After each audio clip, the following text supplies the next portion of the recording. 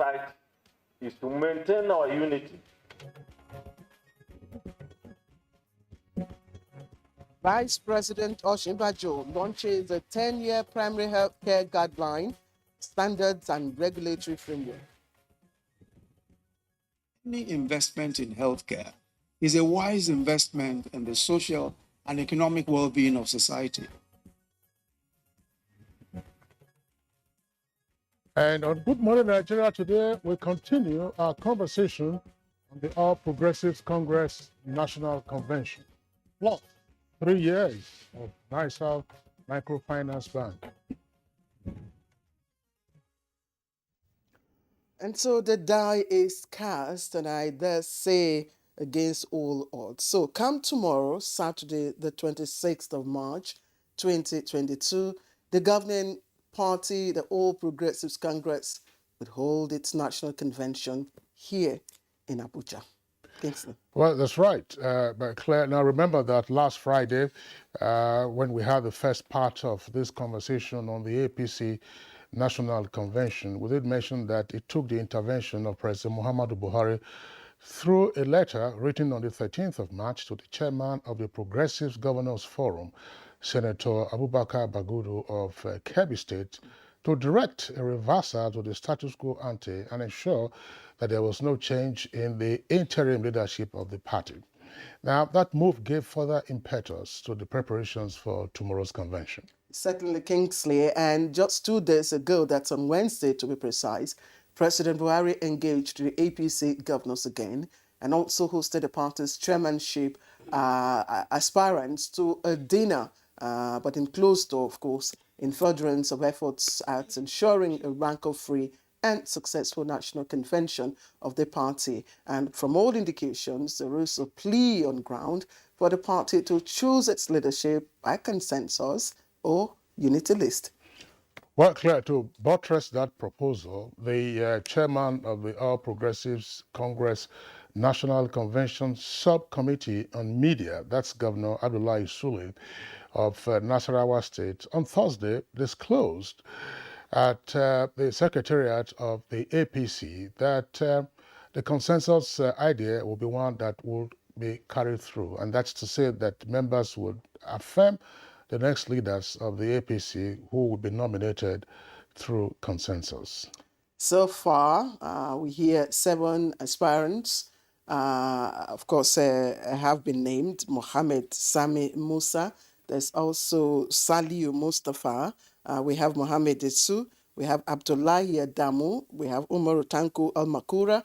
There's George Akume and Abdul Laziz Yari. Now, those are vying for the position of the national chairman of the party. 6 of the national chairmanship aspirants are from the North Central Zone, where the position was originally zoned to by the party, and only Abdulaziz Yari, Governor Abdulaziz Yari, is from the Northwest Zone. Yeah, that's former governor of Zamfara State. Now, President Muhammadu Buhari, again in the lead up to tomorrow's convention of the APC, also engaged the APC leadership in the National Assembly. And the president, of course, did urge the party members to channel their energies, as it were, towards improving the fortunes of the party and strengthening its position in Nigeria's political space. Indeed, so much going on for the party to ensure a successful national convention on Saturday. That's in several hours from now. As pre-convention conference has been slated for today, that's Friday. But there are so many questions to ask. For instance, will the party's position a consensus candidate for the chairmanship carry the day? And what are the permutations for other positions? Will the convention, most importantly, be free, fair and credible, and of course hitch-free? What will be, of course, the conduct of all delegates to the conference? These are some of the issues, Kingsley, that we might be asking today. Well, no question about that, but there is also the very pertinent issue relating to the participation of appointed officers to vote at the convention. There are all kinds of reports out there saying that persons who are political appointees will not be eligible to vote. This is on account of the provision of Section 84, subsection 12 of the Electoral Act 2020. And that provision of the subsection has been struck down by a federal high court. But the matter, of course, remains contentious because only a couple of days ago, the National Assembly, that's both the Senate and the House, did indicate that they will go on appeal, even though they were not joined in the original suit. So it looks like we'll have to have some clarity as to who the bona fide delegates would be at the National Convention. But it looks like APC, of course, probably might just be taking precautions so that the exercise doesn't turn out to be a nullity, assuming Section 84, subsection 12 is upheld on appeal. Yeah, quite a number of issues, but very importantly, which we must also note, is the fact that despite all the odds, despite all the intrigues and controversies that have trailed this convention, I think we have passed the stage where we ask whether or not the convention would hold tomorrow. It's now certain that the convention would hold tomorrow, but the questions that will arise are those that we have just raised, and of course much more that will be raised in the course of our conversation. I am Claire Dilabu Abdul Razak. It's on that note I welcome you once again to the program Good Morning Nigeria. It's live on our network service from our studios here in Abuja. I am Kingsley Osadolo. I also join my colleague to welcome you to the program. It's a fairly funny day today in the Federal Capital Territory, quite hazy. And today, of course, it's near the end of the month, and I'm wondering what the elements are up to. Ordinarily, by now, the haze would have lifted. Maybe we should use our... I'm sure that mate will have an explanation for that. Well, we have a second topic for our conversation in the course of the program today. And as I hinted in one of our headlines, Nigerian Microfinance Bank is celebrating its third anniversary. We'll also be talking about that. We'll also have a newspaper review and business as the complementary segments. For now, here's our colleague Ann Jibuno, who has the highlights of the morning news. Good morning, Ann. Good morning, Kingsley. Good morning, Claire. Good morning, Nigeria. Here's the news. President Muhammadu Buhari has granted audience to his Ghanaian counterpart, Nana Akufo-Addo. President Akufo-Addo is the current chairman of the Economic Community of West African States, ECOWAS. President Buhari and the Ghanaian leader held talks behind closed doors that lasted about 1 hour, and details of their discussions were not disclosed. The two West African leaders have been collaborating effectively with counterparts across the sub-region towards preserving and sustaining the gains of democracy, as well as enhancing peace, security, and economic well-being. Both leaders, who share many things in common, are serving their second terms in office. And President Buhari is urging leaders and members of the All Progressives Congress to assiduously channel their energies towards improving the fortunes of the governing party and strengthening its position of dominance in Nigeria's political space. This was while granting audience to APC leadership in the National Assembly, led by Senate President Ahmed Lawan.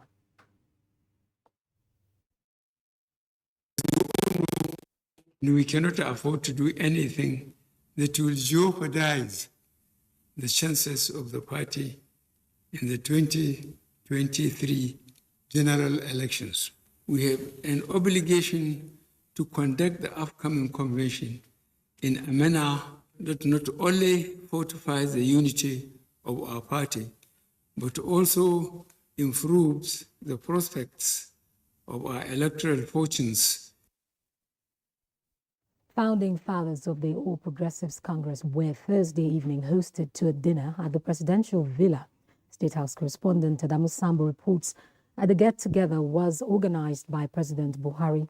This is to show his appreciation to the critical stakeholders for their continued support, understanding, and cooperation to his administration, as well as keeping faith with the goals and ideals of the governing party for national salvation. The engagement was also in furtherance of genuine efforts by the Nigerian leader at ensuring a rancor-free and successful national convention of the party on Saturday. In attendance were the first interim chairman of the party, Chief Bisi Akande, Asiwaju Bola Ahmed Tinubu, Dr. Bunaya Onu, Rochas Okorocha, Ibrahim Shekarau, and Aliyu Wamako. Others are Governor Nasir Ahmed El-Rufai, Rotimi Amechi, Chairman, Caretaker and Extraordinary Convention Planning Committee of the party, May Malabuni, and Secretary to the Government of the Federation, Boss Mustafa. Details of the interactive dinner held behind closed doors were not disclosed. It would be recalled that President Buhari had earlier met with APC governors, national chairmen, aspirants of the party, and leadership of the party at the National Assembly, during which issues relating to the APC National Convention were discussed. The National Working Committee of the People's Democratic Party has inaugurated its party's Presidential Zoning Committee with a charge on members to carry out the assignment with every sense of patriotism and to the party and country. I therefore implore you never to lose sight of the bigger picture or the bigger objective. And that big sight is to maintain our unity, which carried us through the last convention. The major issue and message we want to put across to Nigerians is that the country is larger and bigger than our individual interests, and we are committed to that process. Away from politics, a 10-year primary health care guidelines, standards and regulatory framework to improve healthcare service delivery in Nigeria has been launched at a 2-day primary healthcare summit, which is underway in Abuja. Vice President Yemi Osinbajo, who launched the document, says the federal government is prioritizing health security and making primary health care fully functional in the spirit of achieving universal health coverage. No matter how robust we want a health system to be, it can only be as strong as our primary health system. Because of the preventive focus of primary health care, revitalizing primary healthcare centers is central to this initiative and is key to Mr. President's health agenda. That's the news for now. Good Morning Nigeria continues with Kingsley and Claire after this break. Please stay with us. The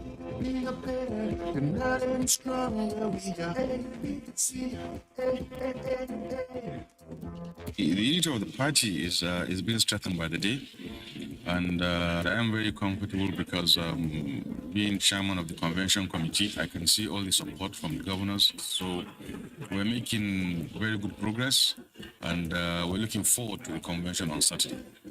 The unity is key to this convention, and we are all united. We are one family. We are going to work together for the success of this convention. You know, APC is a solid, united family. As you can see, we are united as governors and as members of APC. The APC National Convention, stronger and more united for a greater Nigeria. Join us on Saturday, 26 March 2022 at the Eagle Square, Abuja. The APC welcomes you.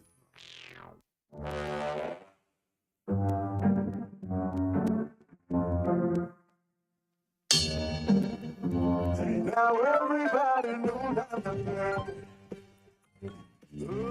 enjoy the reward that sharing brings with the Airtel Family Plan.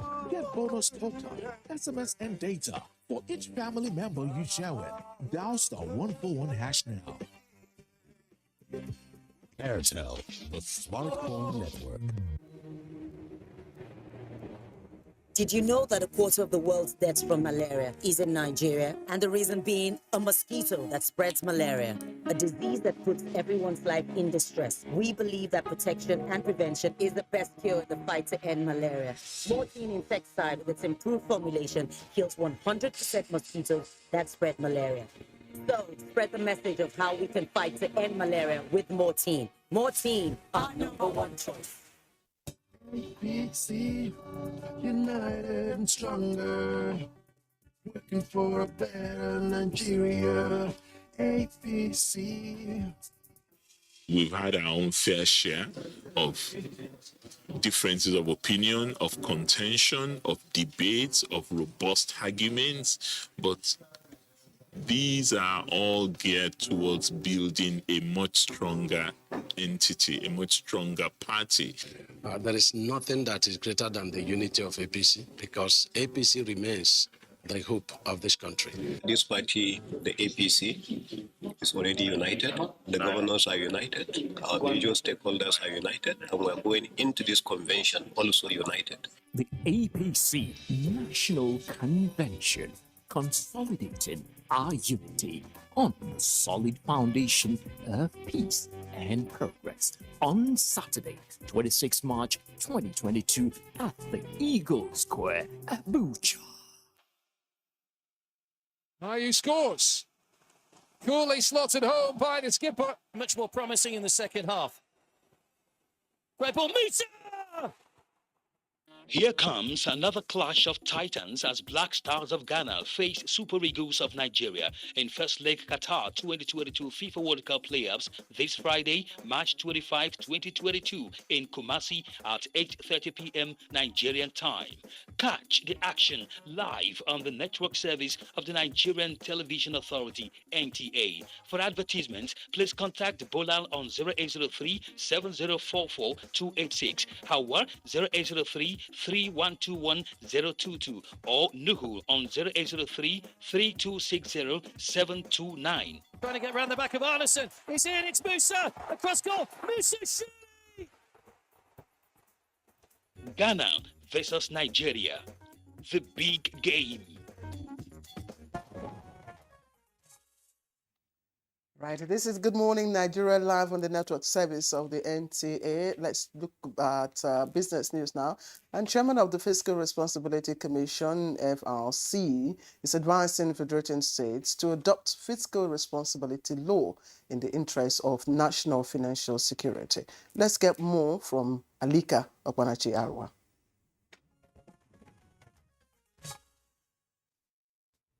The Fiscal Responsibility Act 2007 is primarily designed to checkmate wastage and corruption. The FRC chairman said it is important that the policy is adopted to consolidate the sterling principles of accountability and transparency in fiscal operations.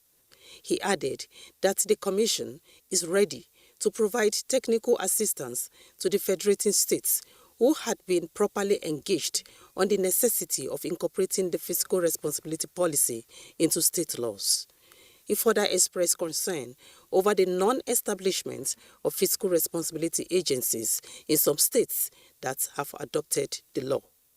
Meanwhile, crude prices declined in volatile trading on Thursday as investors assessed the potential for new supply in the tight market amid prospect of a new Iran deal. Brent futures were down 58 cents at $121.02 a barrel, and U.S. West Texas Intermediate futures fell 96 cents to $113.97 a barrel. Both contracts rose $2 and $1 in early trade. White House National Security Advisor Jake Sullivan had said on Wednesday that the United States and its allies have made progress in Iran nuclear talks, but issues remain. And taking a look at Thursday tradings on the floor of the exchange.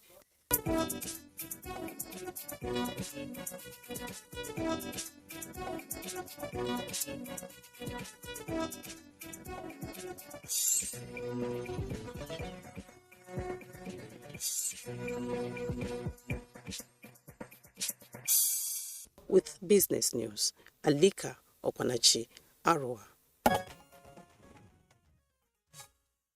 Thank you very much, Alika, for the business package, and Good Morning Nigeria. Up next, newspaper review.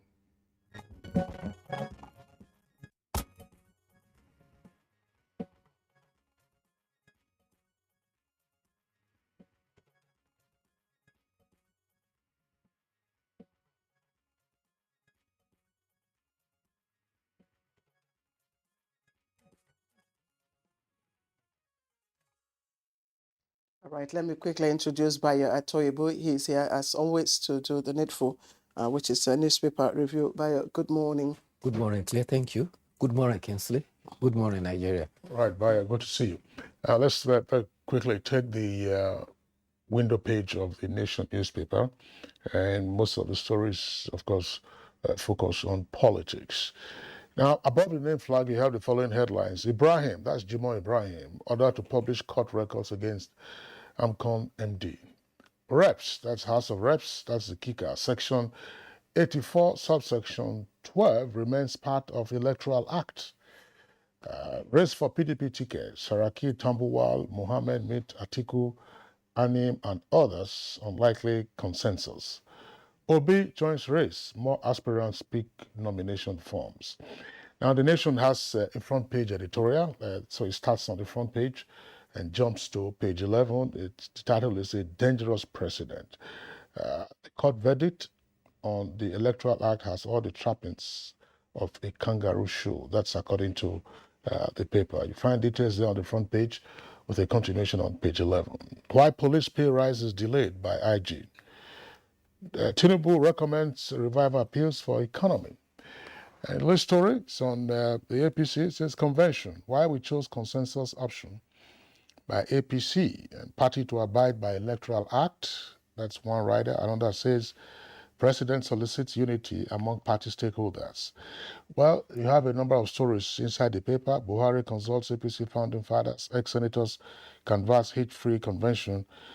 Don't be scared of me, says Adamu. And Abuja turns a beehive, and President meets National Assembly caucus. $3.27 billion crude oil stolen in 14 months. And CDS, that's Chief of Defense Staff Irabo, we will go after thieves and sponsors. And lastly, at the foot of the front page, over 9.7 million pupils at risk. At risk of what? You have details of that on page 6. 47,975 terrorists surrender to troops, says Defense Headquarters. That's page 6. Nearly 48,000 terrorists surrendering. That's an army. Yes. Clear. Okay, let's quickly take a look at what's trending on the front page of Al Jazeera Friday newspaper. And the story is leading with oil and gas. It says, bad state of refineries, reps summons Seva, Ahmed, and others. That's about the lead story. But the other story is trending on the front page there. I'd like to take the one on the left-hand column, which talks about International Day. TB, tuberculosis, remains global threat, and that's according to the World Health Organization. It's also there. Now, residents take over Abuja Road, protests incessant kidnappings. That's on page 10. It's also trending there. But if we go just a little below the nameplate, we'll see other finance story. Just a little below the nameplate, we'll find CBN experts prefer solutions against further Naira depreciation. CBN experts prefer solutions against further Naira depreciation. Okay, let me take a look at the other story, the last story now, on the right column, that's to your left. And it speaks about APC resolves crisis ahead of National Convention. And you see the picture of the caretaker committee chairman there. APC resolves crisis ahead of National Convention. Those are some of the stories trending on the front page of the Al Jazeera Friday. Bayo. Thank you, Claire. Well, since politics is dominating the story, let's start with a less apolitical story.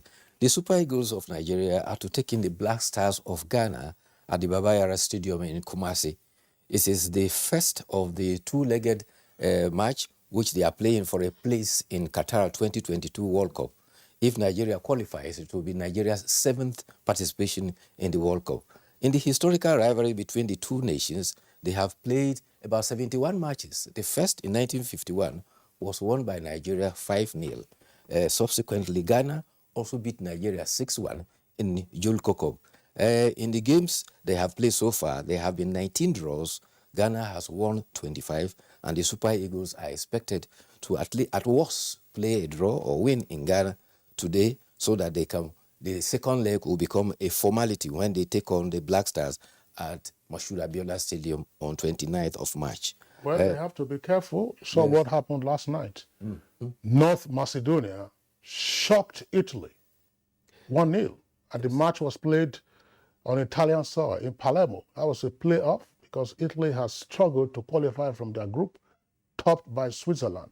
Italy are the reigning European champions. Yes. Italy has won the World Cup at a number of occasions, and it will be the second consecutive time that Italy will not be at the World Cup. Macedonia shocked Italy at home. Yeah. Super Eagles are likely to shock Black Star at home. Yes. Because it's the history. It's the history of Nigeria. North Macedonia are minions in soccer. They are minions in football this week. You saw that in the Cup of Nations. Anyway, let's go to INEC says that it has decided to suspend action on the court ruling over the defection of governor, deputy governor, and 16 legislators of Ebonyi State. The National Commissioner, Festus Okoye, says that this is because there have been several court processes on the same matter. INEC considers it prudent to stay action, being aware that there are pending appeals and especially that there's also a stay of execution at the courts of appeal. However, in Osun State, INEC is to publish the list of candidates who will emerge according to Section 84 of the Electoral Act 2022. So the Electoral Act is already in force. Accordingly, INEC says that there are particulars of candidates that will publish for only 15 of the 18 political parties. 3 of the parties, that of Action Alliance, AA, All Progressive Grand Alliance, APGA, and African Democratic Congress, will not be published because AA failed to submit a nomination jointly signed by the chairman and the secretary, while the ADC and APGA failed to nominate candidates who qualify according to requirements for deputy governor. What? All right. Bayo, I'm sorry. We have a very critical conversation at hand. Yes. And of course, you know what tomorrow means, not just for the governing party, but also for our democracy. Tomorrow is Saturday. It's the APC convention. It will hold. So all eyes are on the APC at the moment. So, Bayo, we'd like to appreciate you as always. Thank you for coming. We'll see you on Monday, by God's grace. All right, this is Good Morning Nigeria. Time to take a break. When we come back, we'll take our backgrounder to commence our conversation. Don't go away. The counsel of our fathers. I believe we have fought one civil war too many in this country. So those who experience it, run away from it. Nigerian youth, let's build our nation together.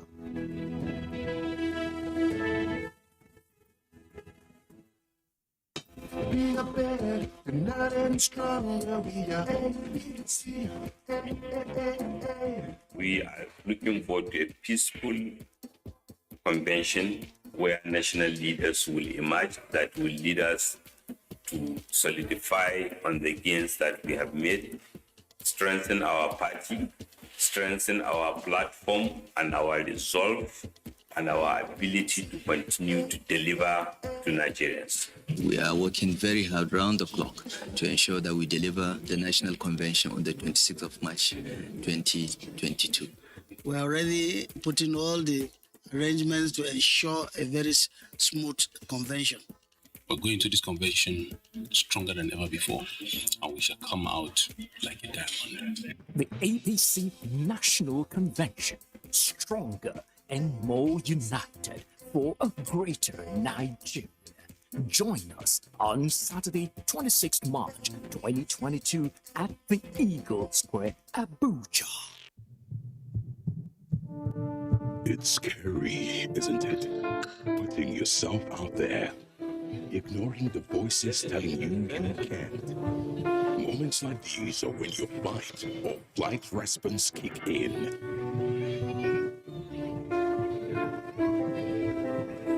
Will you step aside? Or will you go for it? After all, what's the worst that could happen? So, keep trying. Don't stop. Don't give up. Push harder. Give it everything you've got. Because nothing is really impossible when you dig deep. Believe in yourself and go for it.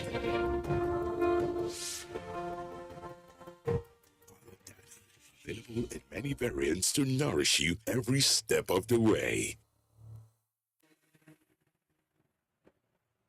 Did you know that a quarter of the world's deaths from malaria is in Nigeria? And the reason being a mosquito that spreads malaria, a disease that puts everyone's life in distress. We believe that protection and prevention is the best cure in the fight to end malaria. Morphine insecticide with its improved formulation kills 100% mosquitoes that spread malaria. So spread the message of how we can fight to end malaria with Morphine. Morphine, our #1 choice. Candidates who are interested in gaining admission into NTA Television College Jos for the 2021-2022 two-year National Innovation Diploma Program are to apply for admission through the Joint Admissions and Matriculation Board (JAM). The courses available for application include film and television production, broadcast journalism, and television engineering technology. Such candidates must have a minimum of 5 O-level credits in relevant subjects including English language and mathematics. For more information, please contact NTA Television College, Jos, or the marketing department of any NTA station nationwide. Registrar, Announcer. Ayew scores. Coolly slotted home by the skipper. Much more promising in the second half. Great ball, Musa! Here comes another clash of titans as Black Stars of Ghana face Super Eagles of Nigeria in first leg Qatar 2022 FIFA World Cup playoffs this Friday, March 25, 2022 in Kumasi at 8:30 p.m. Nigerian time. Catch the action live on the network service of the Nigerian Television Authority, NTA. For advertisements, please contact Bolal on 0803 7044 286, Howard 0803 3121022 or Nuhu on 0803 3260 729. Trying to get round the back of Arneson. It's in, it's Musa. Across goal. Musa Shi!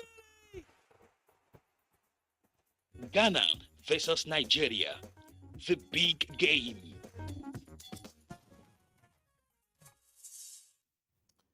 All right, now welcome back. If you've just joined us, you're watching Good Morning Nigerian. Time to kickstart our conversation. And for that, our conversation this morning is on APC National Convention. If you're just joining us, we have an excerpt from the earlier discussion we had, and it's put together by Joseph Otsen. But let me quickly remind you that you can also be part of our conversation today on this program by, of course, tweeting us at our Twitter handle at NTA GMN. Don't forget that.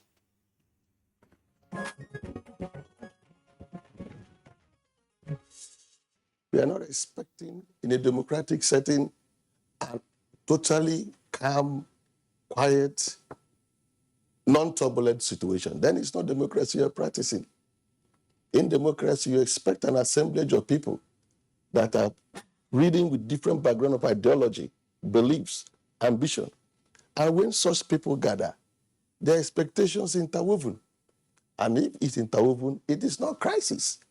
It's normal. You know, people queuing for fuel with electricity grid, almost having some problems with issues of food, with the crisis in Ukraine having multiplier effect on other parts of the country, including Nigeria. People are beginning to feel hopeless. So when you say the ruling party is in crisis, it tends to be amplified. It tends to be, look, it's all part of the system. I'll give credit to the zoning committee who came up with the zoning for the APC National Convention, in the sense that I have gone through it and I've gone through the reasons why certain positions are zoned to different zones, and I must say it's just one of the few things that my party has done that I feel very, very proud of. Like it puts into consideration justice, fairness, equity, and inclusion.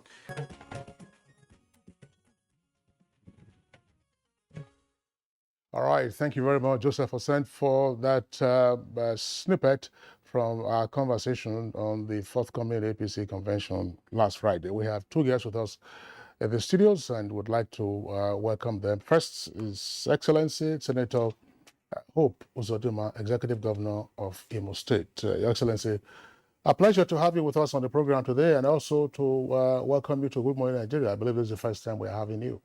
Thank you. Also here with us in the studios, it's a now regular on Good Morning Nigeria, distinguished Senator Surajuddin Ajibola, he is the chairman of the Senate Committee on Media. Last time we took him via Zoom from his constituency in Oshobo. Pleasure to have you this morning. Yeah, good morning. All right. Okay, gentlemen, as the saying goes, the die is cast. The APC National Convention will be taking place tomorrow, and some will say against all odds. How prepared is the party for the convention? Let's begin with His Excellency. Well, you can see that the Abuja is set to host the convention, and the APC as a party is also ready. Activities are on top gear. All the subcommittees are working. The venue is almost set. Traffic management has been arranged. The city is looking brighter and brighter every day now and then. So we are ready for the convention, and by tomorrow, by the grace of God, we'll have a very successful and hitch-free convention. Apart from, are there any novelty? Are there any new things in this convention, that people should look forward to in terms of organization, ambience? Well, the APC as a party, of course, is the national party, it's the ruling party. And right from inception, they've been very peculiar in the way and manner they organize their conventions. Democracy is always respected. As usual, again, we are looking up to what the mode of election will be like. We are going to celebrate during the convention the successes we've recorded as a government. And we've also invited credible and critical stakeholders to also participate in the convention. Stakeholders are excited. Stakeholders are happy that, again, the family members are coming together to take decisions, far-reaching decisions that will usher in the 2023 elections again. And as you know, APC is the party to beat for now in the country, given the achievements that the government has so far recorded. So you will expect a lot. You will be entertained. You will also expect to see how united such a large family has been, and the way and manner we do our things as a family, and how successful the party will also record the organization of the convention. So I think that you will expect a lot, depending on the perspective you want to watch or look at the convention. Come tomorrow.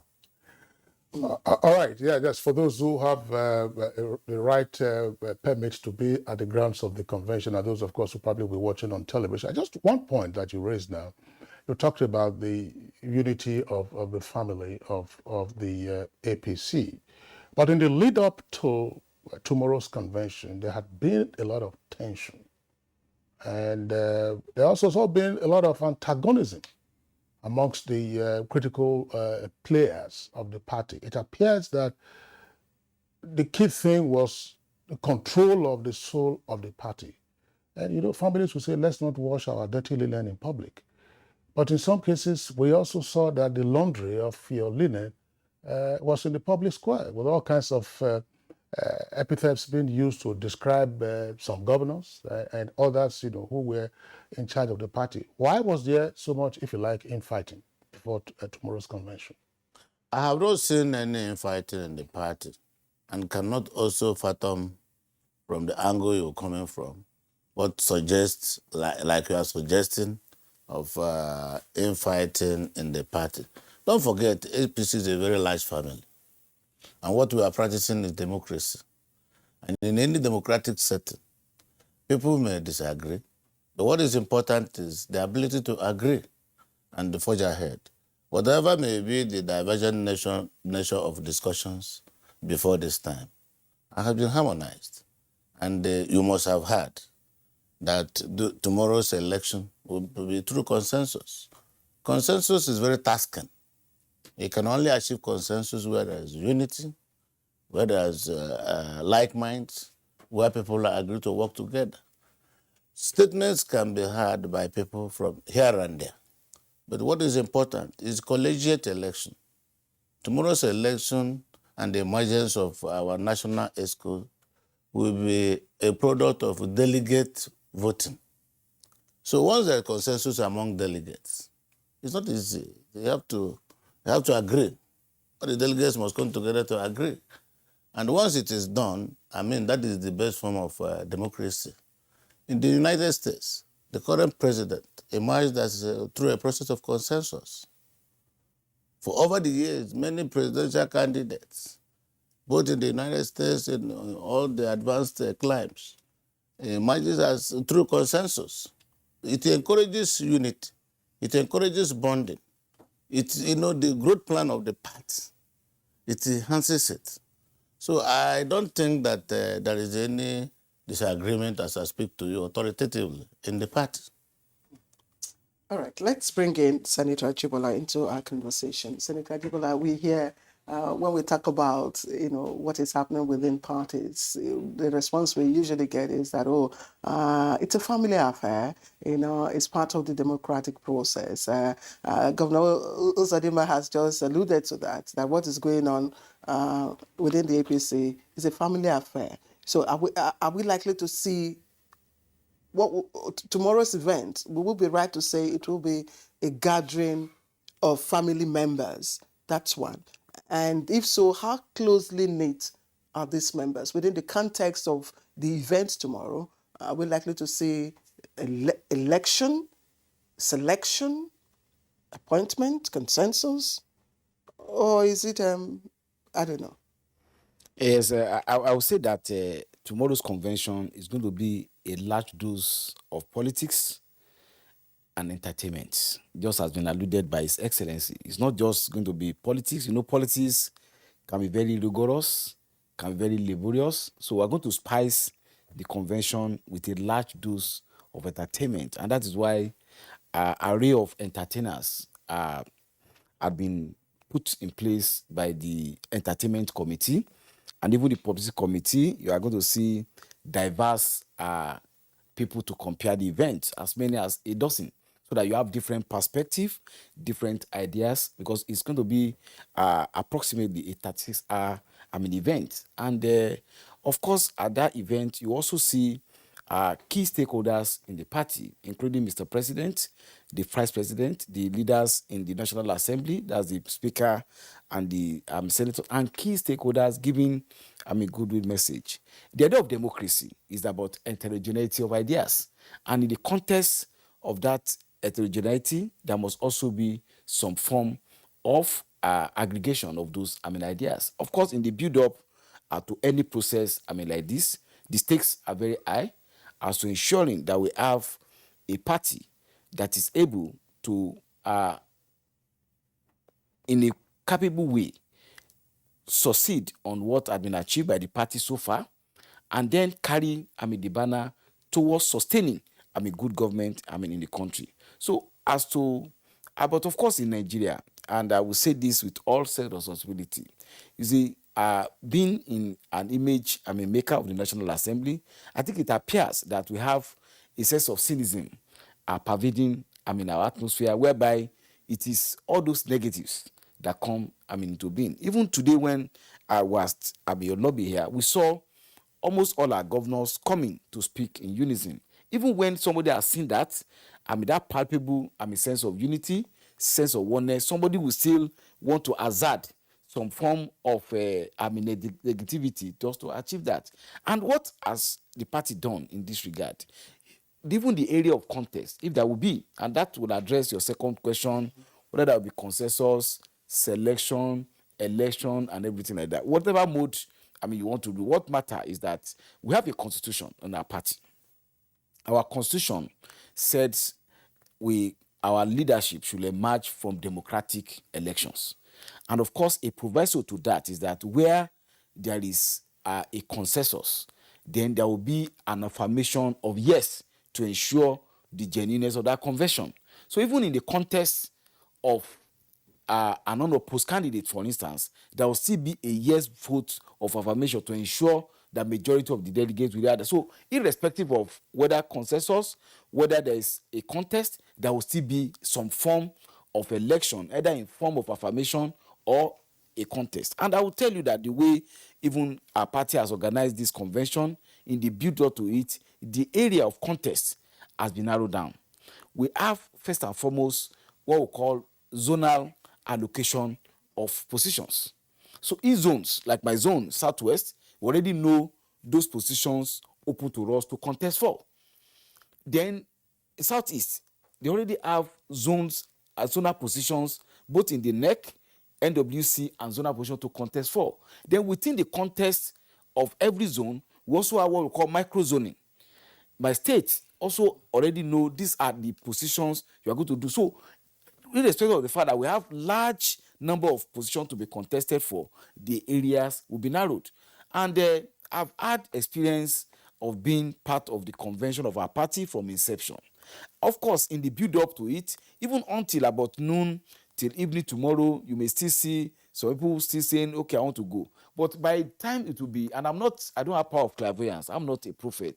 By the time it is 11 p.m. on Saturday, you see people mounting podium to say that they are agreeing to what the leadership of the party has done. The provenance of our party is about leadership.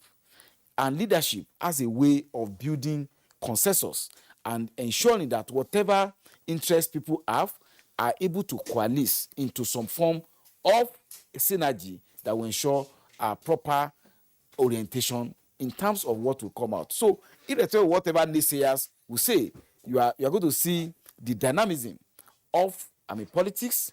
You are going to see the robustness of entertainment with a large dose of humor in the convention that will happen tomorrow.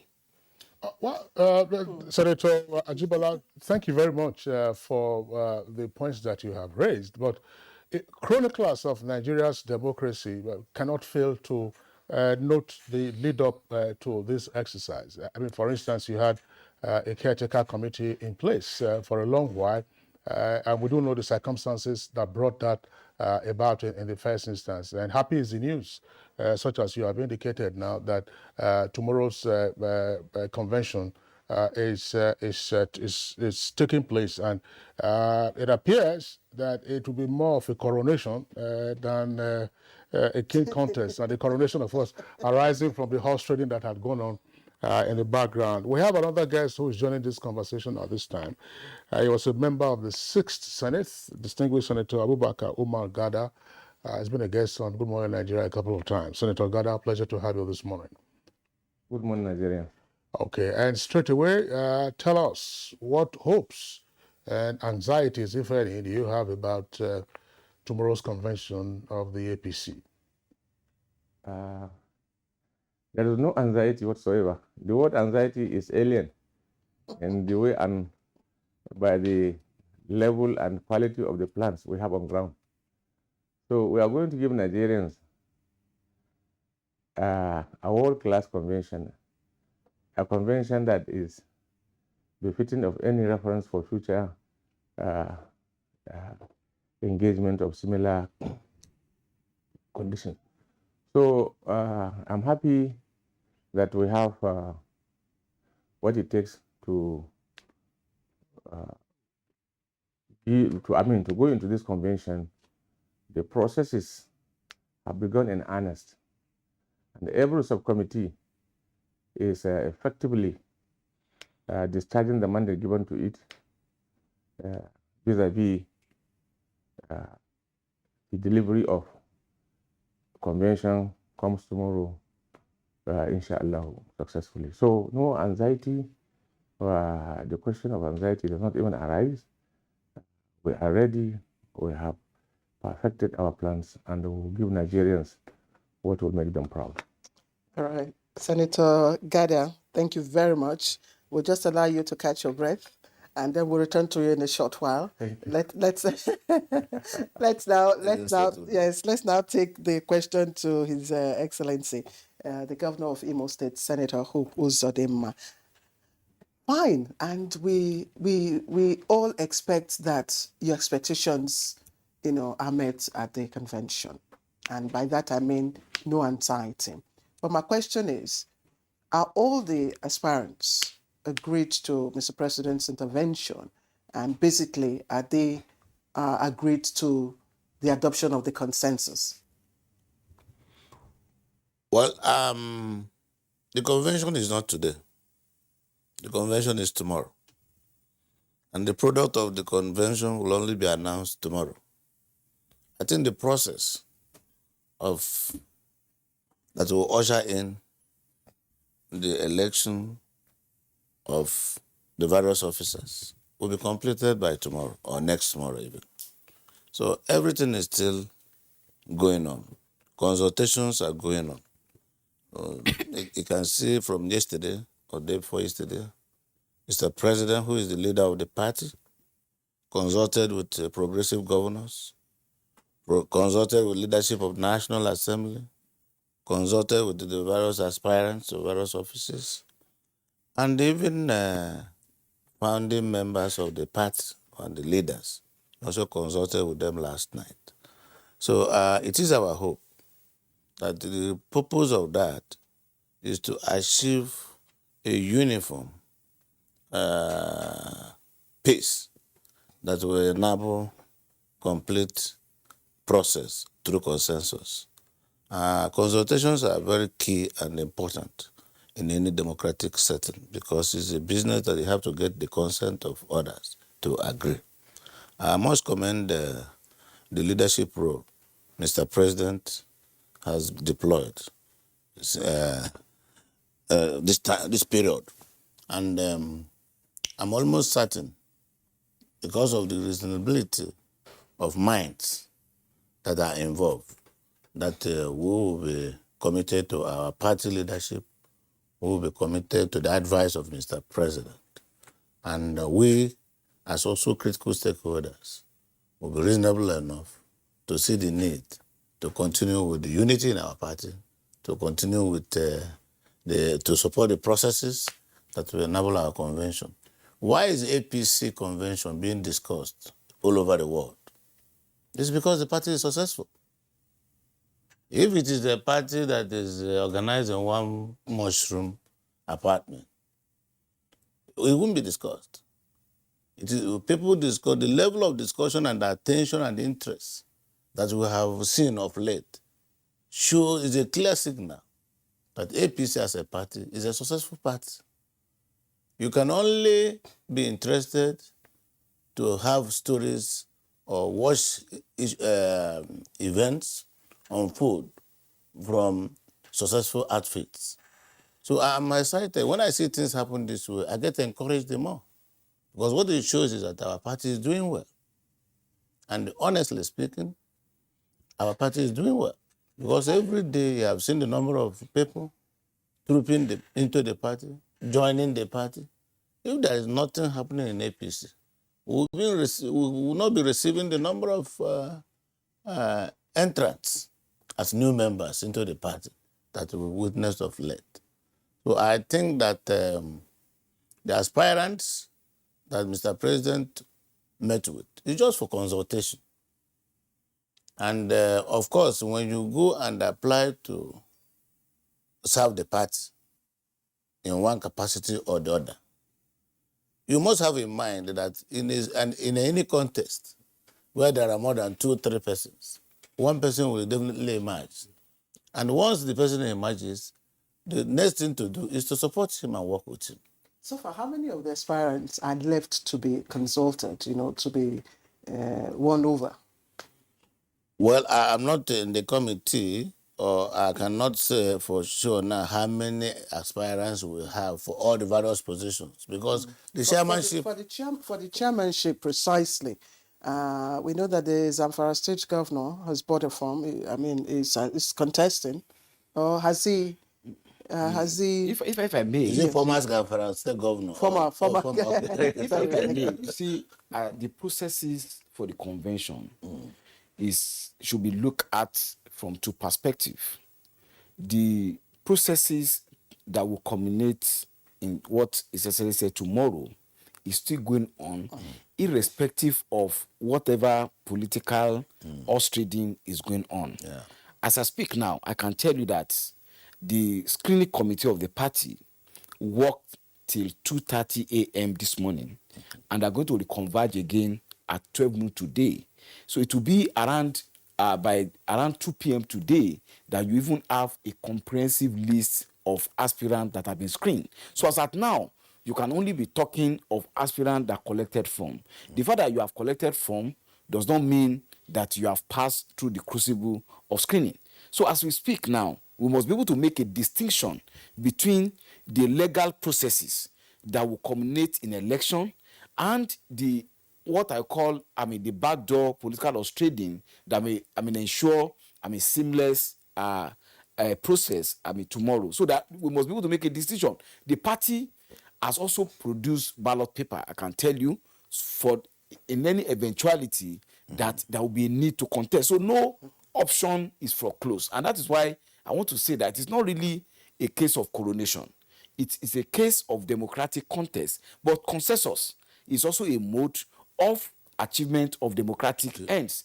If totality of a people agree to a particular process, you cannot say it's a coronation. It means that the area of differences had been narrowed down to extend that even if you subject it to votes. And that is why in our constitution, even when Mr. Y is the only sole candidate, our constitution still expects that it should still be subjected to affirmation votes of yes by our people. So as of now, we must make a distinction between what is being done to ensure that everybody has a fair positioning ahead of tomorrow, and whatever other political decision will be taken, that is in the context of politics. But it may well be possible.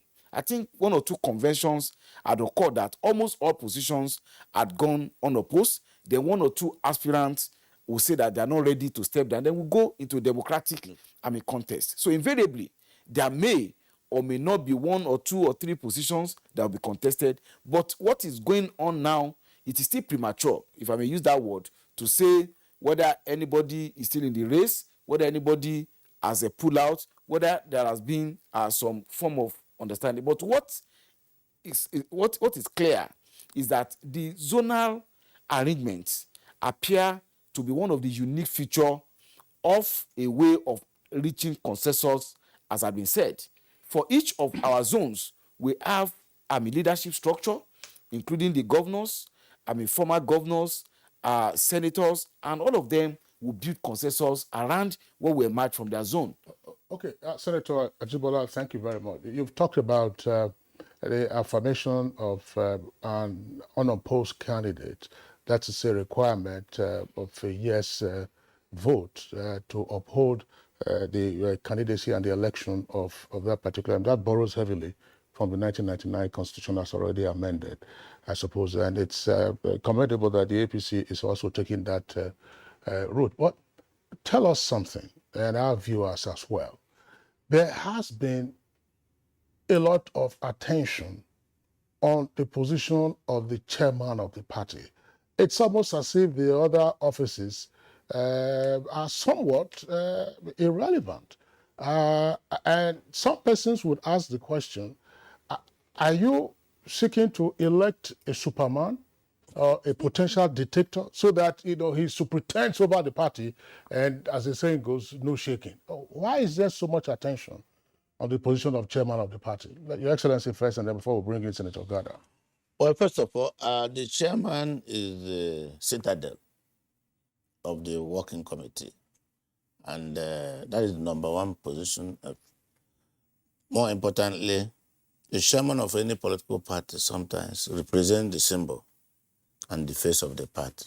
So that is why it's very critical that a man with a very strong pedigree is elected chairman of the political party. Secondly, the National Working Committee of the party, presided over by the chairman navigates the vessel. So it is important that a man of character, a man of knowledge, a man of experience is elected as the chairman of the party.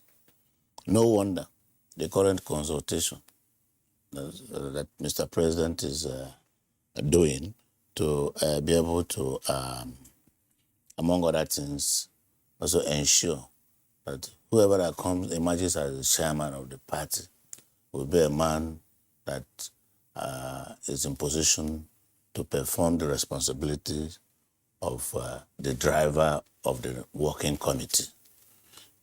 So I think that is the interest. Secondly, like you just said, because of the nature of the character of the programs, it is the chairman that everybody is coming out here to collectively, nationwide, elect. Other positions like that of the secretary, organizing committee that have been zoned, the zones have been left to micro-zone such positions and deploy their own zonal mechanism for selecting through consensus or whatever means who they will recommend for the positions. If they so do, by tomorrow convention, all of us will come together, look at the caliber of those that are so recommended, and either agree with them by passing through the process of affirmation and then the process, and get them to emerge to become the officers of the party, national officers of the party. What is very interesting here is that there is this incremental awareness and interest that both the membership and the leadership are all interested on who becomes what in the party. That again goes to tell you that APC is growing day by day, and the interest is also growing day by day. So I think it is important that the chairman, who represents the citadel of justice in the matter, in the organization, is a man of integrity that can perform. Okay, Senator Gada, I'm sure now that you're well rested and much more comfortable. So, adjunct to Kingsley's question on the personality of the chairman of the national chairman or quality of the national chairman, I want you to also take it from this perspective. What is the nexus between a party's national chairman and whoever emerges as, the presidential flag bearer in, a general election? That's one. And then how critical is the chairman, to the next steps that the APC takes come towards 2023? See, like what my brother has just said, the Imo State Governor, Senator Hope, that a national chairman of a party is the image and hope of that party. So, since becoming a chairman is just the beginning of the journey, the ultimate of which is to win general elections and dominate the scene. So he who will be given that responsibility to take and lead the party to victory, you can clearly agree with me that the nexus, the connection, is absolute. The quality of the chairman will be the function of his own strategy. You need to win a general election come 2023. So we need a chairman who is competent, strategic, and accepted by all, such that he will be owned by everybody in a manner that Nigerians will see him as the guarantor of whoever is going to emerge as the president. And once you have the image and then the acceptability or the trust of being a guarantor for he who will have to use your privilege and goodwill to go into the presidency, it means that one will even see, is it the egg or the chicken, which is even more critical? Is it the chairman or the presidential aspirant? What it means is that having a good and quality national chairman of a party will make it easy to take nearly for free, the presidency, given other variables held constant. Don't forget that he is there as the chair. All other components of working committee at the national level, working committee at zonal level, and then at state chapters.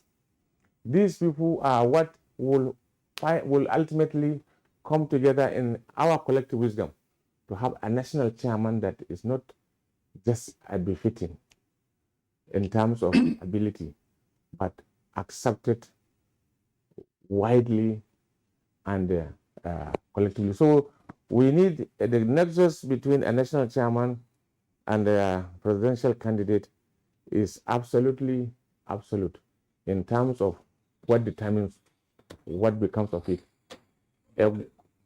Thank you very much, distinguished Senator Umar Gada. Let's also hear the views of Senator Ajibola on the position of the national chairman and why it has, at least from reports of the media, gained so much primacy. That's just one leg of the question. The other leg would be, against the background of what the other discussants have also said, it appears, I don't have access to the number of persons or who in particular has picked the nomination form for the chairmanship position. They all would appear to be former governors of states. Is there a dearth of talent elsewhere to help run the party in the way and manner that the constitution of the party prescribes and the members of the party also expect? Senator Ajibola. I think I will take from your last question, actually. I think you are only, you see, in somebody's life, you have different resume. For instance, Senator Opus Odima is a senator and is also a governor. So it depends on what you want to. So assuming today is contesting for chairmanship of a party, is it the aspect of his being a senator you want to play up? Or is it the aspect of being a governor you want to play up? I will tell you. In fact, before you ask the question, I was just looking at on top of my head that it may likely be for us as senators that the next chairman is more likely to be a senator. We are not seeing him as a former governor because there are 3 senators that I know that are in the race. Senator Tanko Almakura, incidentally, he was a former governor. Senator Sonny Musa, he has never been a governor, but he's a senator. Then Senator Adamu Abdullahi has been a ranking, senator. So it depends on which you want to play up sentiment against our governors and former governors. No, I'm not playing up sentiments. No, I'm just saying that just like I am. Senator Akume, former governor, and also senator, is also a senator, Senator Akume. So it is depends on aspect you want to place up. I have been a 2-term commissioner before I become a senator. It's like saying, okay, former commissioner. It's part of leadership building process in a society. If somebody had a public service experience of more than 20 years, you cannot expect anything less in terms of leadership of a political party. And that is why we will underscore what Senator Hope has said, that you cannot put leadership of a ruling party that is ready to continue to be in power to people who don't have necessary experience, necessary maturity, and necessary integrity to be able to do so. All are the area of people in the race for the contest for a chairmanship, and indeed all other positions are people of proven track record. Now to your second, so it's not really about whether there's dearth of people in other sectors. It appears that those people you refer to as former governors are also either current senators or had been previously senators. That shows that they have traversed between the executive and legislative arm of a government. Just like some of us, even in our own little way, have been in the executive, now I'm in the legislative arm. It's the career. It's coincidental. It's a career. Yeah. Great. So then on the issue of the importance... I know you would take the issue, but I'm sure you are not unfamiliar with the views that have sometimes been expressed about governors transiting from their executive branch to the Senate, and that the Senate is populated by former governors. And now you are seeing former senators, former governors seeking to lead a political party. It's just, it looks like a trend. It's not really a trend. You see, when they talk about, we have 109 senators. If you say Senate is populated by former governors, what is the percentage of former governors that are in the Senate? I think most of the time we engage what logicians call fallacy of hasty generalization. The total number of former governors in the Senate, they are not up to even 15% of the Senate. So you cannot use that to tell them, and you can name them. Let's take only two. You have also seen people leaving the Senate, like His Excellency, to also become a governor. So is it politics? Where advanced democracy we learn from is a lifelong career, and you traverse from one area to the other. You may even leave elective position to take an appointive position. It's just like saying Senator Gadaya was in the Senate in the 6th assembly. We have also had cause to meet on some other political assignments outside even legislative party assignment and so on and so forth. So, but the question you ask about whether this has to do with the presidential nomination or not, I think that is where at times it's very important we have this conversation. Most of the time, people that set agenda don't even know what are the underpinning. Yes, it's important to say that you cannot underplay the importance of the role of the chairman of a party. But the way the party works has layers of power structure. One, even extra party structure may be powerful than the party itself. What do I mean by extra party structure? The presidency, together with the forums of the progressive governors, as well as our key leaders. And that was why yesterday, you see that the president had a meeting with those are the founding members of our party. They may take decisions that may well have more impact than what former structures of party would take in that regard. So I want to say that beyond chairmanship of the party has so many layers of where decisions are taken, where power structure are allowed to be able to function. So now we want to calm people's nerve. What we want to do is that we want to have a strong, competent, and varied political party that will be able to continue to take over leadership in our country beyond 2023. I think that's our focus now. When we get to presidential nomination, it's a different ballgame.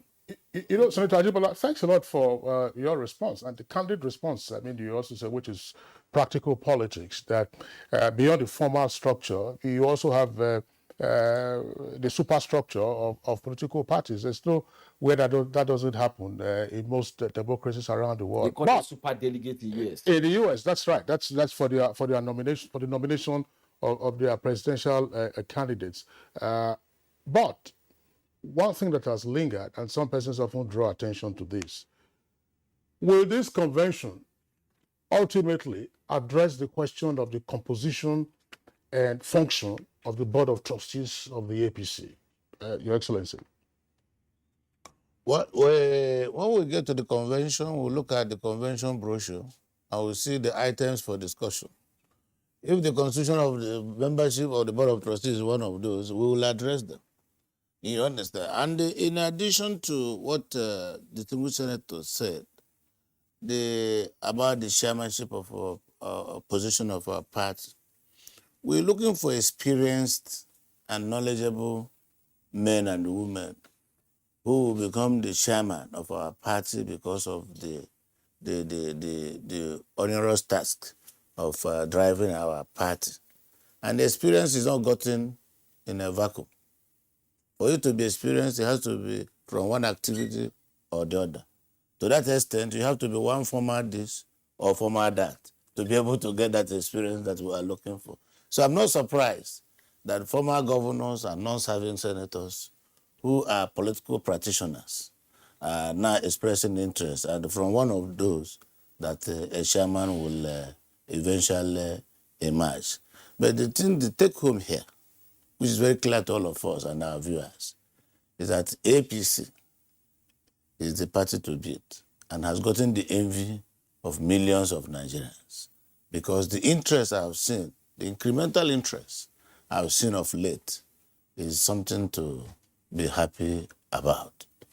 Okay, I want to ask a question. And Kingsley, I'm sorry, I'm about the only female here, and I want to ask how the APC has mainstreamed gender inclusiveness, in this convention, because I see that even by raising the stakes of the forms to, about 8 digits, that alone has ensured that no woman can come out and pick a form.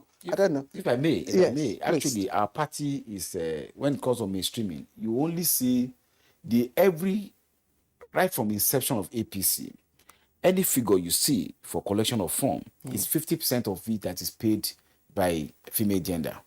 You can check. Even if you want to be a governor today, if the nomination fee is 5,000 naira, a female aspirant will only pay 50% of that money. So from the point of view of ensuring accessibility to even the form itself, the party is gender sensitive. Then when it also comes, to some of these, contests, you see, democracy is about developing capacity.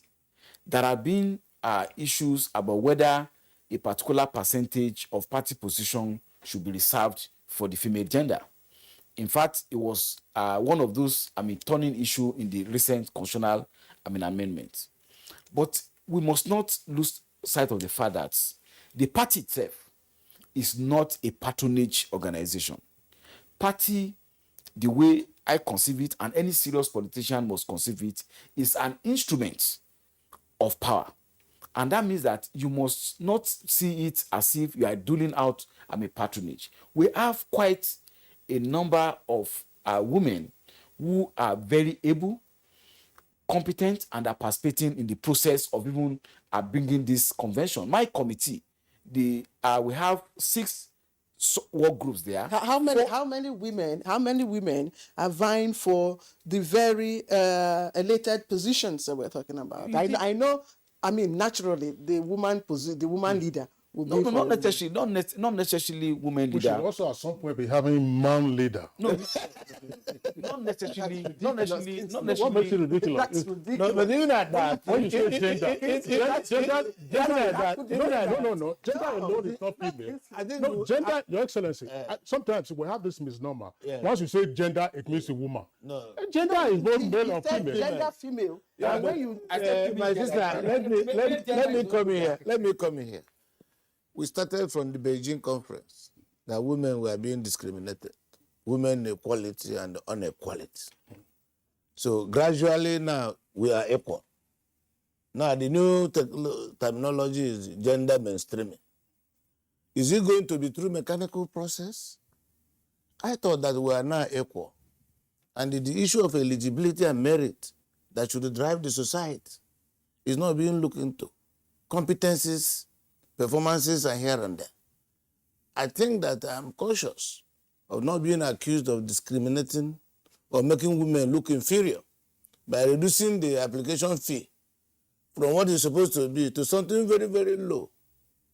If we agree that now women can perform even sometimes better than men, why are we going to change goalposts here and there? I think we should support the women more by exposing them into passing through the entire process of emergence, so that when they emerge, they will be really strong enough to do their job. So application form for 20 million, I can see some men may not be able to afford 20 million. Some women may afford billions of naira. I've seen very rich women as billionaires in the world. I've also seen very poor men who cannot even afford 1 million. So if it is mainstreaming, I think the real mainstreaming is allowing the society, opening up the society to accommodate women, to be able to express more interest, and to encourage them in areas they think we feel they are disadvantaged. Is that visible in the APC and vis-a-vis the convention? Can you tell me one area in Nigeria women are disadvantaged? No, we're talking about the APC convention, Your Excellency. Senator, subcommittees that are even midwifing this convention. I'm telling you, I'm a member. That is in the lead up to tomorrow's convention. On Good Morning Nigeria some weeks ago, we hosted women of the APC after their own national meeting or conference here also in Abuja. And they came up with a slate of demands, which they said they will be taking to the APC convention. And that convention is coming up tomorrow. Regrettably, none of them is here with us. Exactly. Two of them are actually cabinet ranking members. One, Minister of Women Affairs. Two, the FCT Minister of State. They were our guests here, including the chair of the APC Women's Conference. And they said, look, their demands would be minimum 35% of positions. Well, that demand was pari passu with the attempts or efforts at amending the 1999 Constitution as already amended. Well, the 1999 Constitution amendment process for affirmative action for women has fallen through, as it were. Now, it would appear that it is the APC convention. Is the APC having it as part of its agenda to amend the Constitution to meet the demands of women? You see, when you talk of demand, with respect, demand must be, it's not, the fact that you make a demand does not mean automatically demand must be yielded. The question is this: the party involvement is not about patronage, it's about interest. You must show interest to be part of the party process. I don't think anybody says a particular position, even that of chairmanship, is zone or exclusive preserve of men. But when you bring the issue of consensus, no, you see, no, even and then you narrow okay, down to a particular there are person. about Consensus among those who express interest. So if a woman has possibly expressed interest, the person could have. Of course. Then you see, I'll be happy to have a woman national chairman. You see, you cannot national chairman, not chairwoman. Certain things. What I believe is that this idea of gender mainstreaming, we need to develop capacity in terms of education, in terms of exposure, and in terms of economic empowerment. Politics, anybody may tell you, is not is not a very cheap engagement. It is involving in terms of your time, in terms of resources. And women don't have it. No, they have resources. In fact, you see, when you look at these days now, I go to convocation ceremonies. The first 10 best students in our universities now are women. If you go to our banking industry today, because when these statistics are done, banking industry, go and check the CEOs of our banks and people holding the executive position, they are the female gender. So when you go to even go to administrative sector and everything like that. So it's neither here nor there. Okay, Senator Gada, I have raised the issue that women raised, APC women raised on Good Morning Nigeria. They said that they will be making a demand at the convention for affirmative action, namely the setting aside of a certain percentage for women. Well, this is the NWC and NEC and others that will be formed. But they say that going forward, including at the convention and then the party primaries, that they will make a demand. Otherwise, I'm sure if you watch that video, you will also hear and listen to their threat. Senator Gada, what are your thoughts? You see, my brothers have said it. But let me add here that even here where we are, we have 20% representation of women here, unintended. And whether you are the moderator or moderated, the fact that you are in the same cycle, it means you are one and same.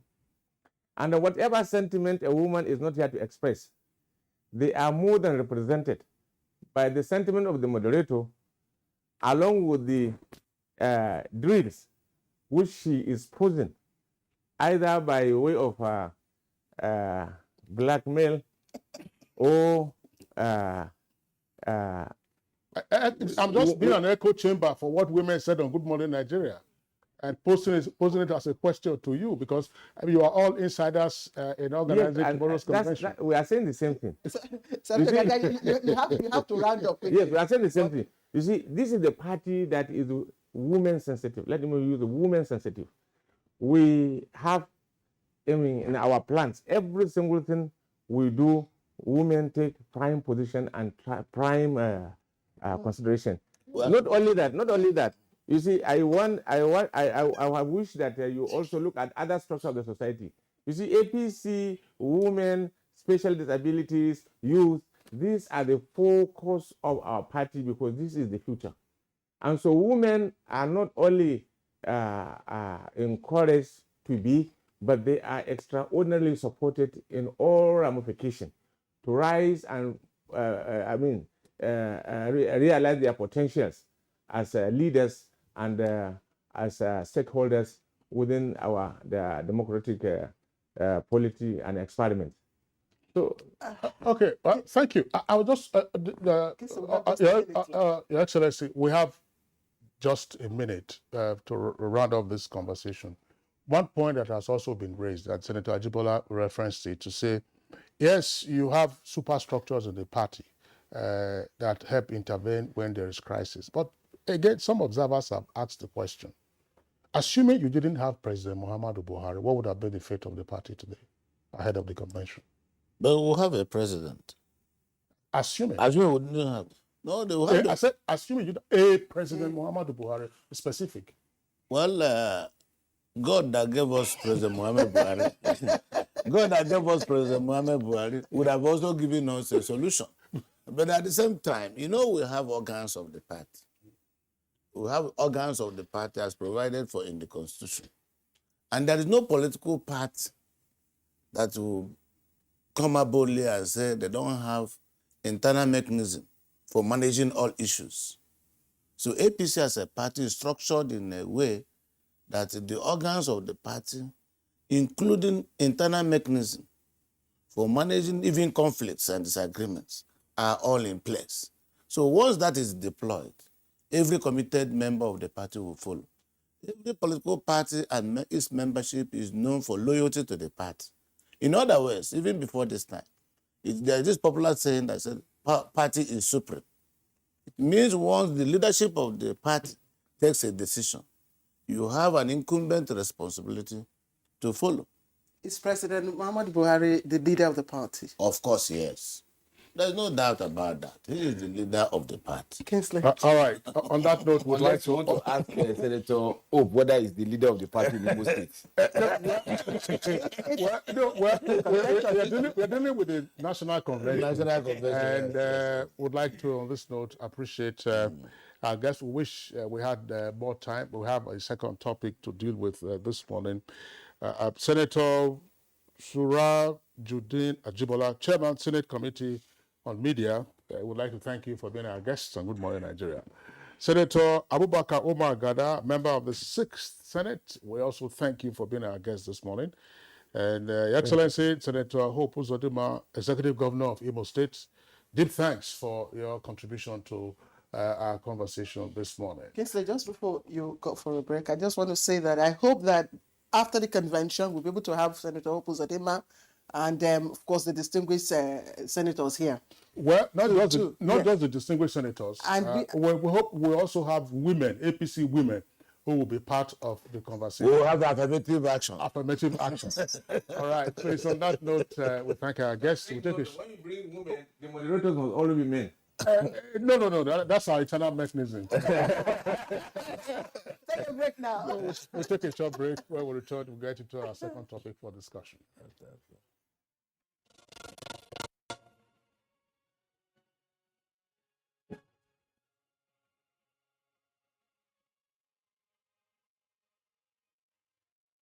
We are all Nigerians. Against all odds, we shall and must remain united. We may have our challenges, our problems, and setbacks. However, together we shall overcome them all. What doesn't break us shall make us stronger. This is the mindset that shall bring peace, progress, and prosperity to our beloved country. Do not let tribal and religious sentiments govern how you think, act, or feel. Don't be influenced by those who want to destroy our precious national unity. Everybody who is a Nigerian is your brother and your sister. This is the mindset of the new Nigeria. It is also the mindset that we must all adopt. Let us support each other in creating the Nigeria of our dreams. This message is from the Nigerian Television Authority, NTA.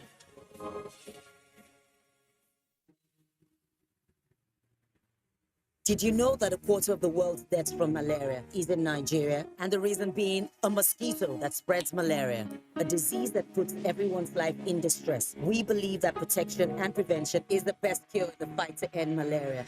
Morphine insecticide with its improved formulation kills 100% mosquitoes that spread malaria.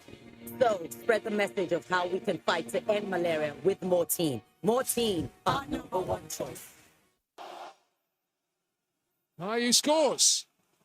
Coolly slotted home by the skipper. Much more promising in the second half. Great ball, Musa! Here comes another clash of titans as Black Stars of Ghana face Super Eagles of Nigeria in first leg Qatar 2022 FIFA World Cup playoffs this Friday, March 25, 2022 in Kumasi at 8:30 p.m. Nigerian time. Catch the action live on the network service of the Nigerian Television Authority, NTA. For advertisements, please contact Bolal on 0803 7044 286, Howard 0803 3121 or Nuhu on 0803 3260 729. Trying to get round the back of Arneson. He's in, it's Musa! Across goal, Musa shoot! Ghana versus Nigeria. The big game. The APC welcomes you. We are better, united and stronger. We are APC. All the governors are committed to delivering the convention at 26 successfully. The governors are united. They are committed to having the convention and supporting the party beyond the convention to ensure that we win our elections. The most important thing that we are doing is to reposition the party to a greater height without compromising national interest. The APC National Convention, stronger and more united for a greater Nigeria. Join us on Saturday, 26 March 2022 at the Eagle Square, Abuja. Arise, O Nigerians! Let's applaud the courage of Flight Lieutenant Abayomi Dairo, aka the Aggressor, for his skillful and dogged escape from the bloodthirsty bandits in the forest of Zamfara State. 3 hearty cheers also to all military and security personnel who are tirelessly protecting fellow Nigerians from insurgency and banditry while maintaining peace and order. Nigerians are proud of Abayomi Dairo and all our gallant men and women in uniform for sacrificing so much to keep us safe. We admire your courage and we say thank you. God bless the armed forces. God bless Nigeria. This message is from the Federal Ministry of Information and Culture. All right, you're welcome back, and it's still Good Morning Nigeria. We're live on the network service of the Nigerian Television Authority. We are getting on to our second topic for conversation this morning, which is on National Microfinance Bank. It's 3 years since it took off. Let's listen to this background put together by Kunle Ade as a prompt for our discussion this morning.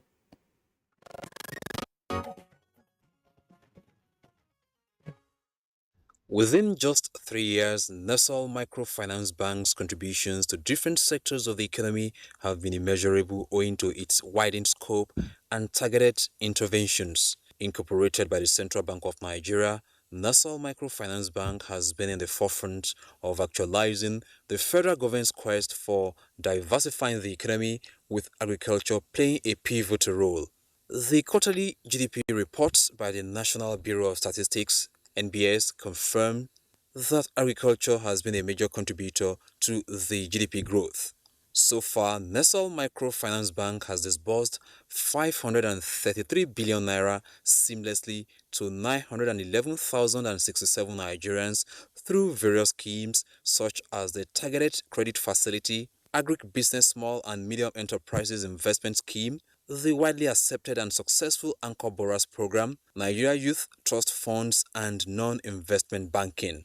These programs and other initiatives of the federal government were instrumental to bringing Nigeria's economy out of recession occasioned by the outbreak of COVID-19. During the COVID-19 pandemic lockdowns to the gradual reopening of the economy, Nassau Microfinance Bank sustained financial inclusion and ensured all holder farmers have access to funds and SMEs did not lack credit. A unique advantage of NASA loan is the one-year moratorium granted beneficiaries to enable them have a smooth payback process. Zero collateral before accessing loan facilities, among other incentives, have remained the hallmarks of the bank since coming into operation.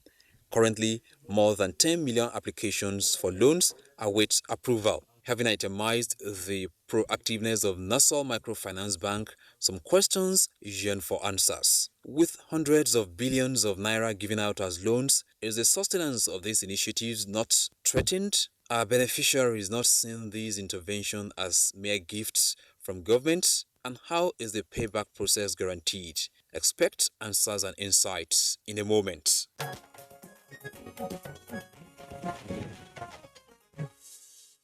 All right, welcome back. If you've just joined in, you're on to Good Morning Nigeria and to our second discussion, which is on Nassau Microfinance Bank Act 3.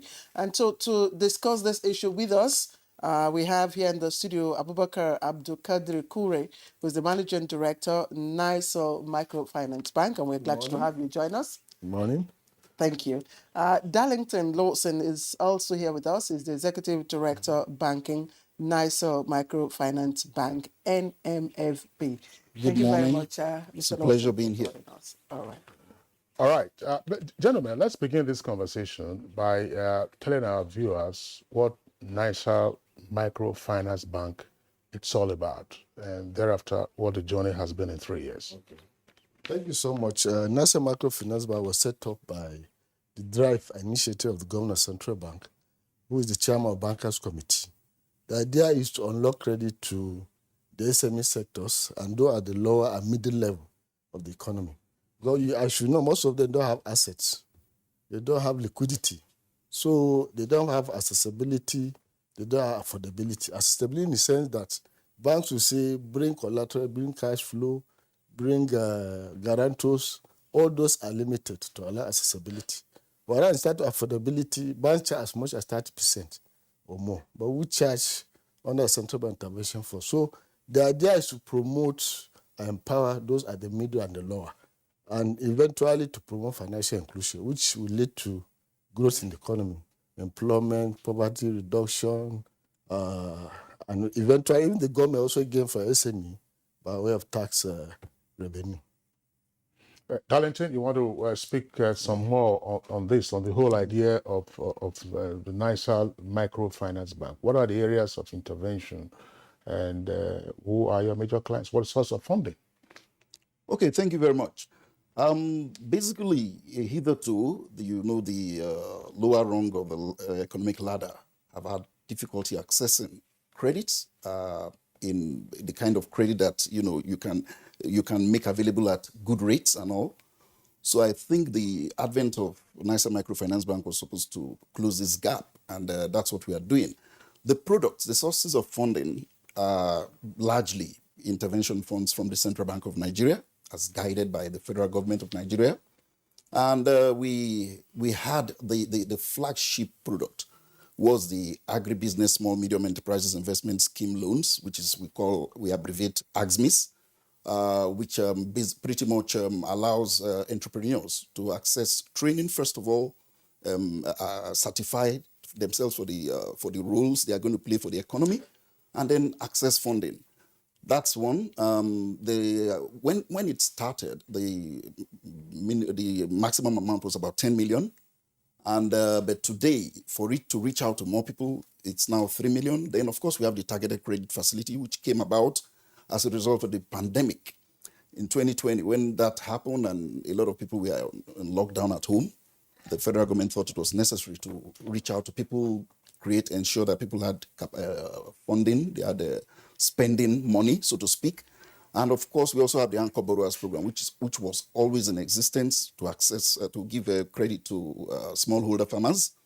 And lately, we've also added the National Youth Investment Fund, which was it's just a small project that the Federal Minister of Finance, the Federal Minister of Youth and Sports Development anchored.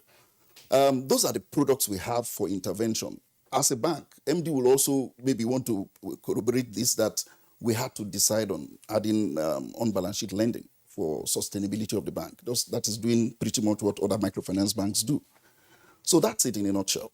So in 3 years, which is what you are amplifying now, how much would you say you have been able to impact in terms of intervention?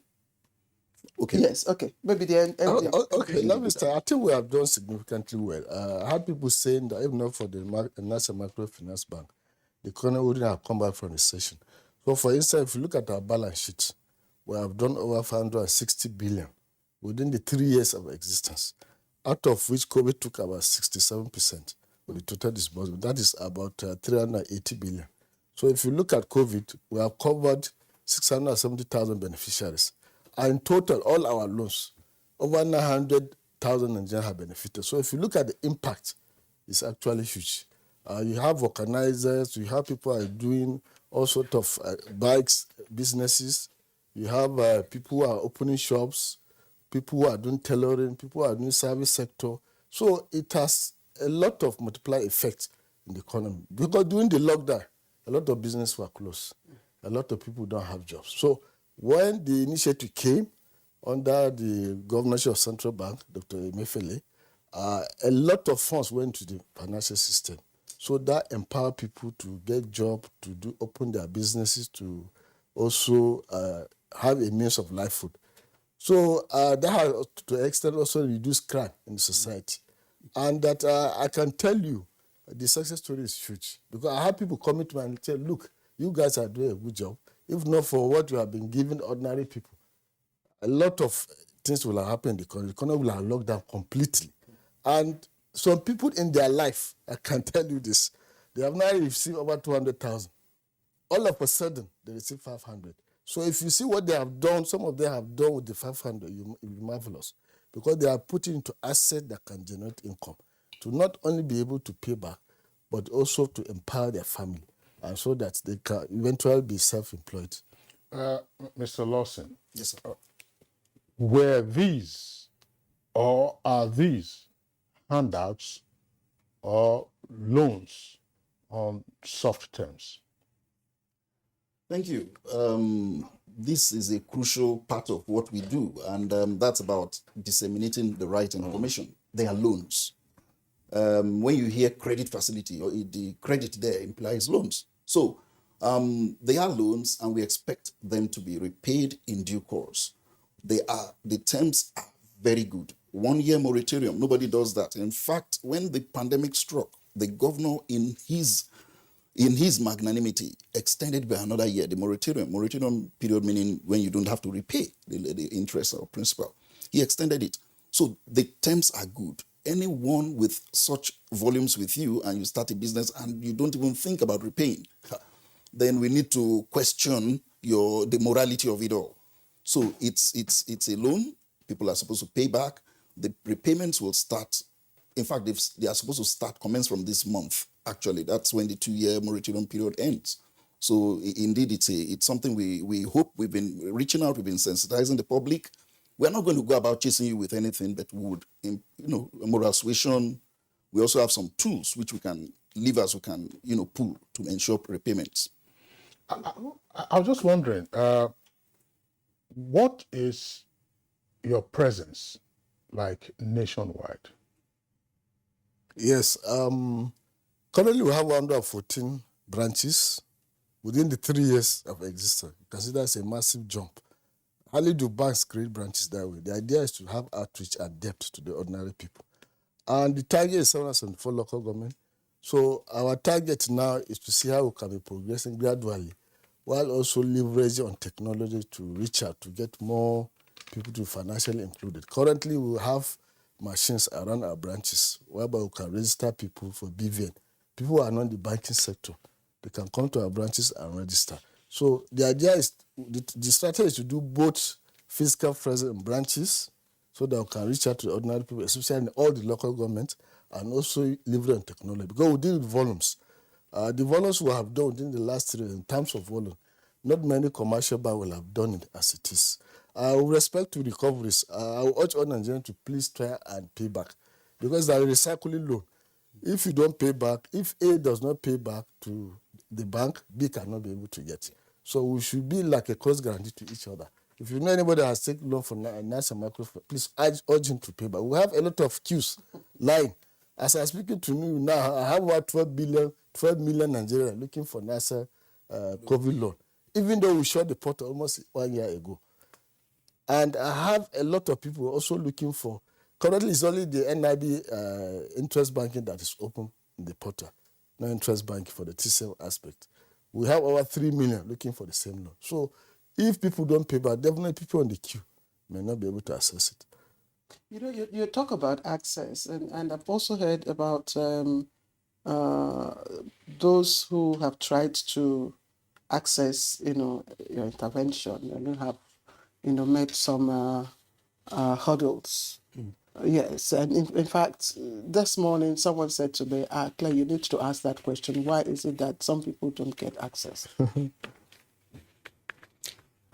We've democratized the process of applying for these loans by creating a portal. I know it requires access to technology, right technology, but the portal is there. It's free for every Nigerian. So first thing is to access, apply, follow the guides, and then you are eligible. Now, you have millions of Nigerians applying. Our portal, over 10 million applications, and MD has said we had to close the portal at one point. You do the math. At 500,000 per person, where is the budget for such? So we had to create criteria or have criteria that we can defend, and we thought, let's make this available, but people must meet certain criteria before you can access it. Even the CBN, when we submit data and make applications for funding, the CBN also has its own role to play. They check, confirm certain things before they give approval and then send funding. So there is always limitations. It's a scarce resource. Money is a scarce resource. And as I say about scarcity, there will be competing interests. And that's just the response to that. It's not like anybody created hurdles deliberately. We are ever willing to dispense this cash. Are these unsecured credits? That's the beauty of it. It comes with no collateral requirement. Nobody does that really these days, except in retail where you have cash flow. Of course, you will know about the person's cash flow. This one didn't require cash flow. He mentioned artisans, people who have not seen 10,000 before. You have access to 100,000. But MD Kure, tell us something.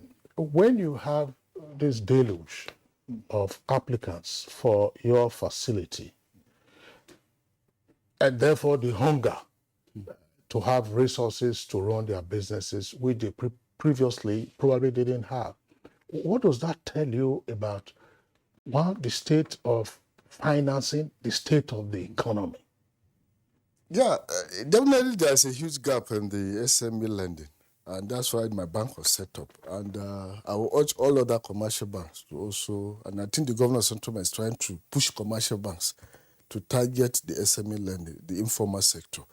Nigeria is a population of 200 million, SME alone have about 40 million. So you can see that commercial banks ordinarily don't want to deal with all those ordinary people that have hunger, because they're actually to bring collateral. They prefer to deal with the so-called big tickets, because that's what the commercial concern is. But this vehicle was set up to target those set of people. And as my colleague said, resources are limited anywhere in the world. It's a law of economics. So because resources are limited, we now have to streamline and see who actually should get it. And what we normally do is to ensure at least there's geographic spread across the country. No particular regions take the whole disbursement. And incidentally, the governor of CBN, Dr. Godwin Murphy, is actually interested in ensuring there's even spread, not only across 6 geographical areas, across all states. So the hunger will be limited if more financial institutions, not even financial institutions, it's like what the government is doing is only the federal government. Why are the states? Why are the local governments? So it's supposed, even international communities, international organizations, World Bank, They are supposed to come into this value chain to add value to reduce the level of poverty. Sorry, I just wanted to ask, because we've run out of time really. What would, in the 3 years, that you have been in existence, what will be the high point of your, should I call it celebration? Yeah, I think the celebration actually on the target credit facility, what we call it COVID. I think the success story of the bank is in that area, because if you look at the impact in the economy, in terms of employment, in terms of hunger addressing that you have said, especially during the COVID, in terms of ordinary people who in their life wouldn't have gotten 200,000. All of a sudden, they sold for 100,000. Some of them use it very well. And we have stories, we have pictures, we have documentaries of people who have used it very well, they were happy. And I must tell you, a lot of people are happy with NASA. NASA because I had gotten a brand name in terms of a vehicle that is established to help ordinary people. If you like, call it People's Bank. So that's because of our target of ordinary people and the number of people we have covered. And some of them can never get this loan for NASA. Because if you go to a conventional bank will not look at you that you don't have an asset to pledge. Then what happens if he thinks he gives the loan, you're going to use it for food. But in spite of all those risk issues, the CBN said, okay, look, give them, at least it will have multiplier effect the economy, and the economy will grow. So, okay, thank you very much. I just wanted us to bring in this issue as well. And by the way, MD, when I said hunger, I didn't mean hunger of the stomach. Okay. I meant thirst for your funds. Why people are, hankering after it or coming to you for it, not necessarily because they are hungry. But it also tells me something, and I would like Darlington Lawson to speak to this. Namely, well, probably because you are still young, I mean, the microfinance bank is in its infancy, less than 5 years old. Is there a sense in which you could, going forward, begin to target specific sectors rather than the generalized credit access for all kinds of persons to say, okay, we want this to happen? We're talking about wheat crisis now following the Ukraine-Russian war or the Russian-Ukraine war. There are all kinds of things. If you say real MSMEs, not the roadside vulcanizer and so on and so forth. Do you have this as part of your game plan? Okay. Our setup is targeted, and we are guided by, for now, the central bank. The bankers committee through the central bank has oversight. And we trust in their judgment to decide the sectors that require this and what financial institutions to use as a conduit or the transit points to the beneficiaries. At this time, I am aware that the central bank has a lot of these products in place, these lending credit products in place, and they are available for channeling out to the people. But on our part, we have the Anchor Borrowers Program. We don't talk about it much because it's meeting the needs of smallholder farmers, quietly ensuring that there's food production. One of the things that the fallout of this Ukraine crisis will be food production. We have already received engagements had engagements with the CBN regarding Anchor Borrowers Program, the fact that they want us to implement quickly. And there are other intervention products in place, and I know that we will run out of time if I begin to reel them out, but there are so many in place. So how do you access these interventions? Very quickly, MD. Because Claire asked the question earlier, because I know that we are in the tech age, online. How many persons really have access? Very quickly. How does somebody who is offline access your products? Yeah, if you are offline, you can do that as a community, as a cooperative. If you come as a cooperative or community, we can engage you. Online is just make it easier, convenient for people to apply. But for people who have low level of illiteracy, they can form association, can look at the association, evaluate themselves, and know the serious people who can take the loan and use it meaningfully. After evaluation, they can also do cross guarantee, ensure that at least A guarantees B for repayment. When they do that, they come to us, we evaluate that they have BVN, which is the unique identifier. We can help them process. But the truth of the matter is that it's low demand supply. Demand for it is far more than the available money that can be supplied by CBN. And CBN itself has tried, because its balance sheet now is getting bigger and bigger because of intervention, which of course is the human capital development aspect, which is also good anyway, but resources are limited. So if you have serious people, we are ready to deal with them. But anybody that think that, okay, you're coming to NASA to get national cake or grants, to use it for other things other than creating businesses to be able to pay back, get income and be able to pay back, definitely we are not out to entertain that. It's not for Just the final grants. question in 60 seconds. What's the future in terms of sustenance? Yeah, we have looked at that critically, and part of our strategy, one, we know that we have support of Central Bank. We hope it will continue. Two, we want to diversify a source of income or liquidity instead of relying on Central Bank intervention fund, which of course, if you look at the margin, you can't get that margin anywhere. 5% during COVID, 9% after. Bank charge as much as 25 or more. So we want to create liabilities by way of liability product, drive deposit from the public, receive them from like any other commercial bank or microfinance, and lend to the public as an asset or loan at a commercial rate this time. So it has to be high risk evaluation. We'll do a risk appetite, risk tolerant. Don't say because it's a NASA, anybody can say no. You have to meet all the conditions that commercial bank or microfinance say before you can access it, because the risk is on the bank now. Unlike the other one that is more or less like shared, this was absolutely 100% risk on the bank. So for sustainability on terms of income, that's the area where we will also improve our e-channels to get more income from that area. All right, Managing Director, NISAL Microfinance Bank, Abubakar Abdulkadir Kure.